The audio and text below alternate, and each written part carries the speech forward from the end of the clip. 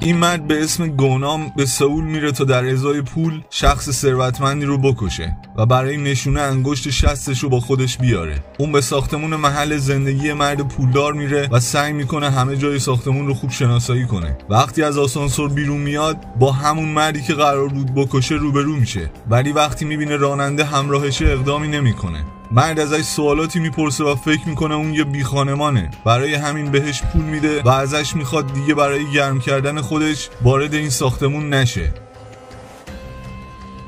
گونام میره و شب بعد دوباره به اونجا میاد و منتظر اومدن اون مرد میشه تا هر جوری هست کارو تموم کنه. اما دوتا غریبه به شکل مشکوکی قبل از اون وارد ساختمون میشن. درست همین موقع مرد پولدار به خونه میاد و گونام میبینه که در راه پله درگیری به وجود اومده. اون تا میاد کاری بکنه ناگهان شیشه پنجره میشکنه و یکی از اون بالا روی ماشین میفته.